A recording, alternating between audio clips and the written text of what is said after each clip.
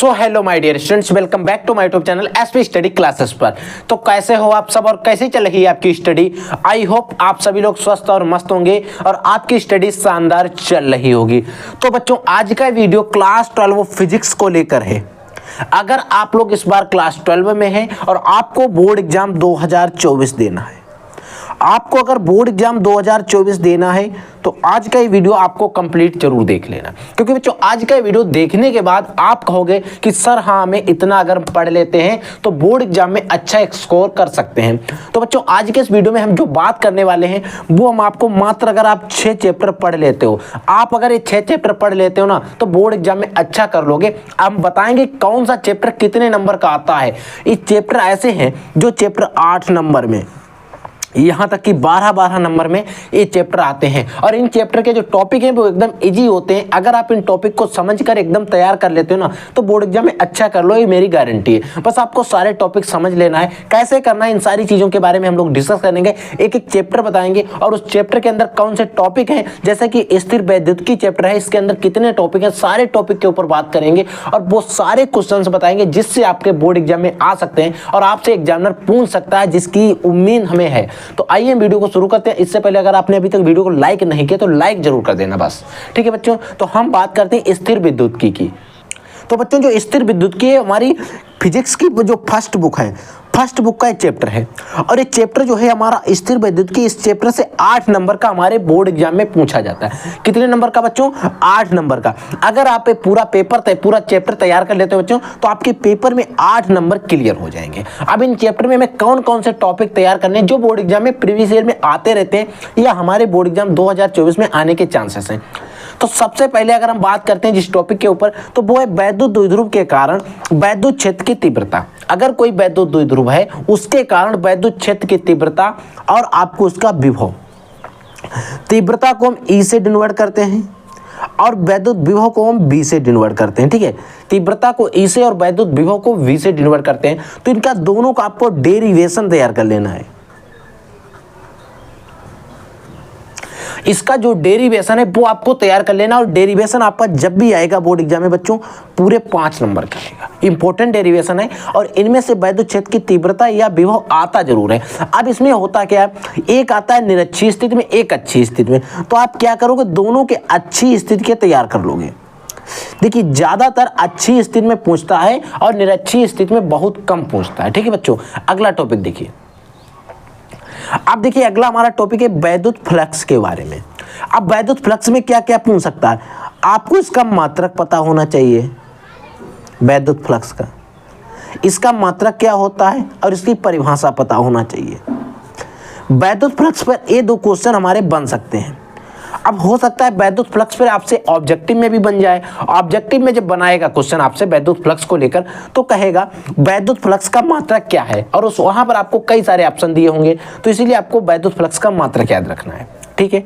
अगला देखिए, अगला हमारा बच्चों टॉपिक है जो है समविभव पृष्ठ को लेकर। यानी कि समविभव पृष्ठ क्या होता है। मान लीजिए कोई हमारा पृष्ठ है, इसके प्रत्येक बिंदु पर अगर हम बात करें तो विभव जो होगा वो समान होगा। किसी पृष्ठ पर वैद्युत क्षेत्र में खींचा गया वह काल्पनिक पृष्ठ जिसके प्रत्येक बिंदु पर वैद्युत विभव समान होता है, उसे हम समविभव पृष्ठ कहते हैं, ठीक है। तो कुछ क्वेश्चन जो है 1-2 लाइनर है, उनको हम बता भी देंगे। बाद बाकी आपको सारे टॉपिक तैयार कर लेना, वो आप चाहे कोचिंग नोटबुक से तैयार कीजिए चाहे कॉलेज नोटबुक से तैयार कीजिए, ठीक है बच्चों। अगला देखिए, अगला आता है कि वैद्युत द्विध्रुव क्या होता है। बहुत इंपॉर्टेंट टॉपिक, बच्चे इसी में कंफ्यूज हो जाते हैं। अब अगर हम इस पूरे चैप्टर की बात करें तो पूरा चैप्टर वैद्युत द्विध्रुव पर ही चलता है।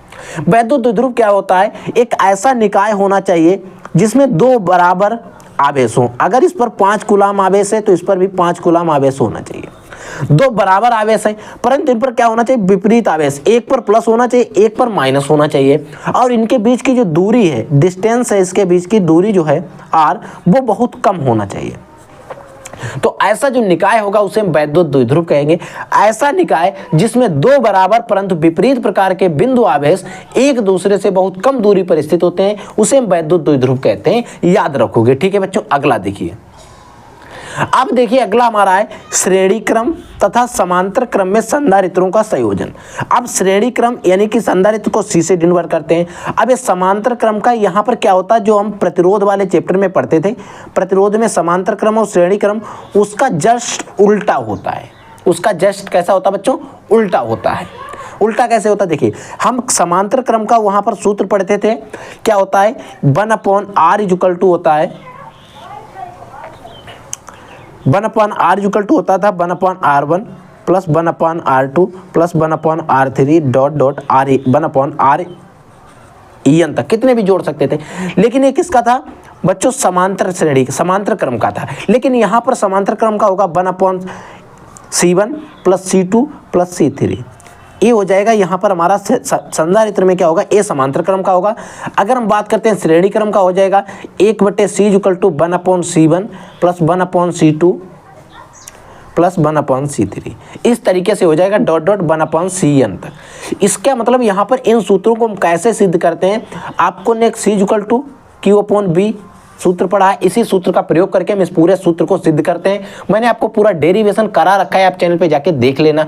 अगला टॉपिक, अगला चैप्टर क्या है, देखिए बच्चों जो अगला है, देखिए इसको अगला है कि विद्युत धारा का चुंबकीय प्रभाव तथा चुंबकत्व, एक हमारा चैप्टर है।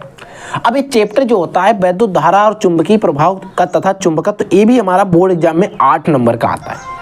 इससे भी जो क्वेश्चन आते हैं बच्चों वो 8 नंबर के आते हैं हमारे बोर्ड एग्जाम के अंदर, ठीक है। इसमें कौन कौन से टॉपिक पढ़ना है, आपको बायो सावर्ट का नियम पढ़ना है।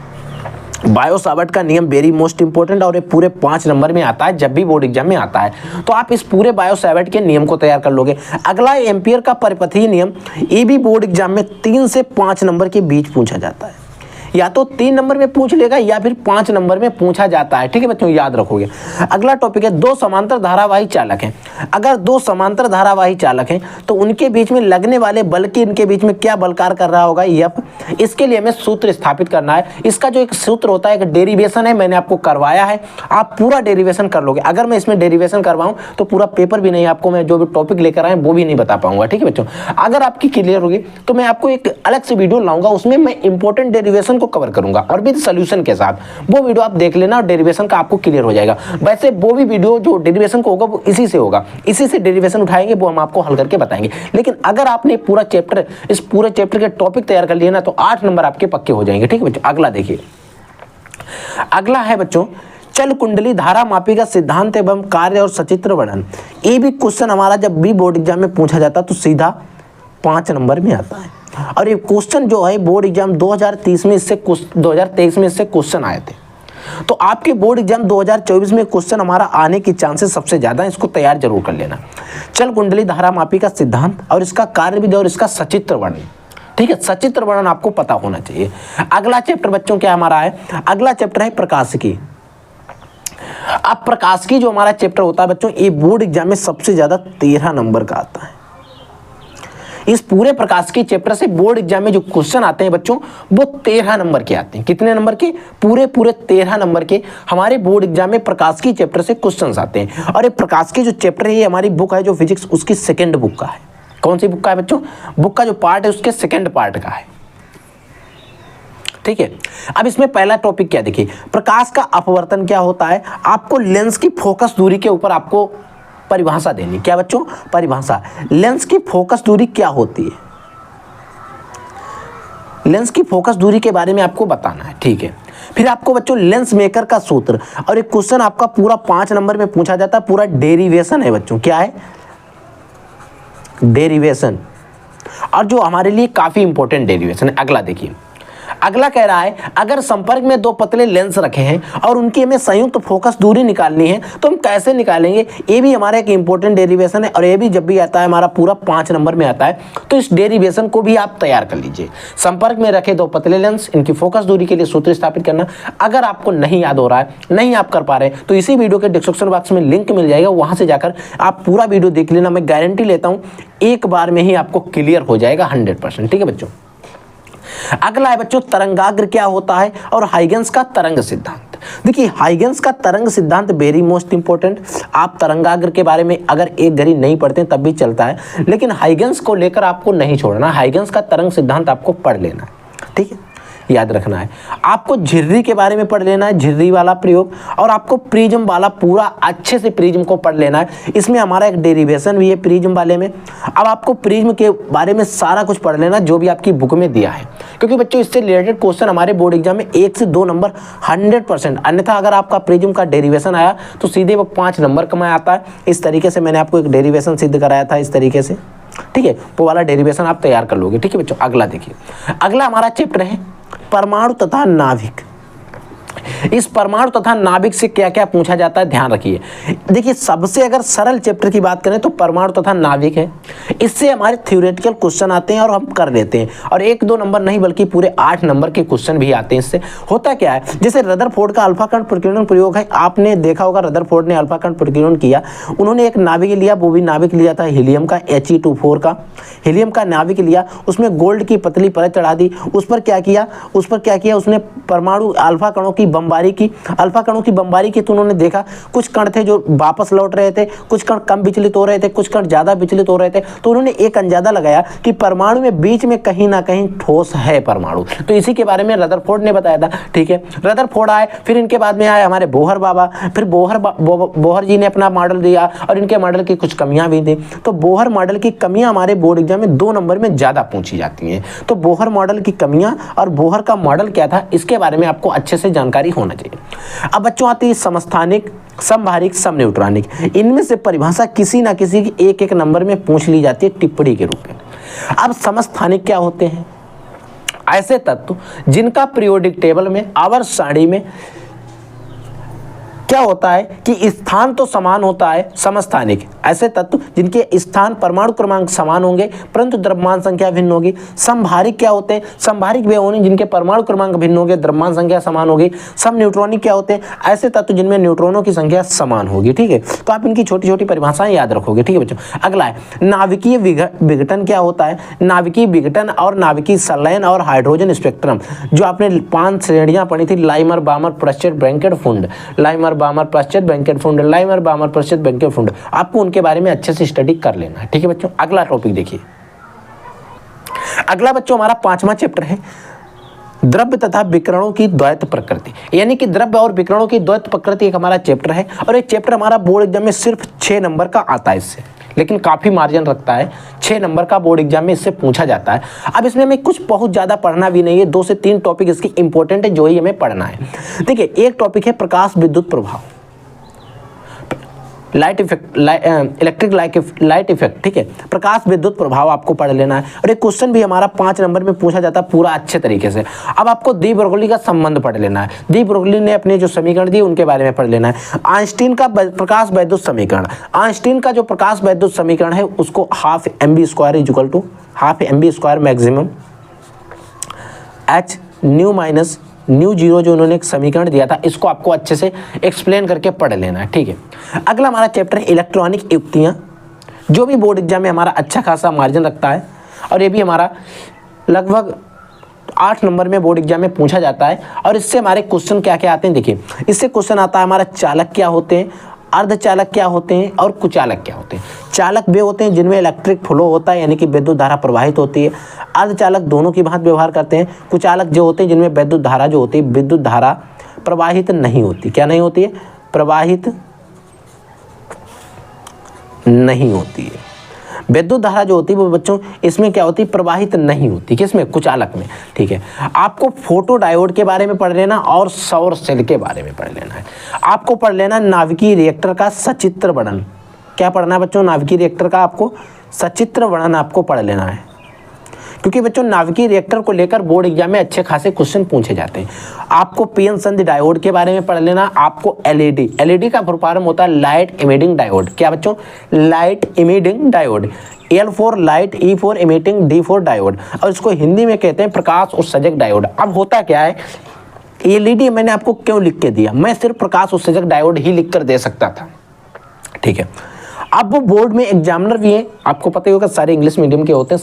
जो भी हमारी हायर एजुकेशन है बच्चों वो इंग्लिश में ही लगभग होती है, क्योंकि जो भी हायर एजुकेशन आप करोगे, बीए करोगे, एमए करोगे, एमएससी करोगे, बीएससी करोगे, सारे कुछ जो भी करोगे, एमए, पीएचडी जो भी आप करना चाहोगे सब करोगे, तो वहाँ पर आपको हिंदी में कंटेंट कम मिलता है। जो टीचर्स होते हैं वो भी लगभग जो भी पेपर बनाते हैं वो इंग्लिश के ही होंगे, ठीक है।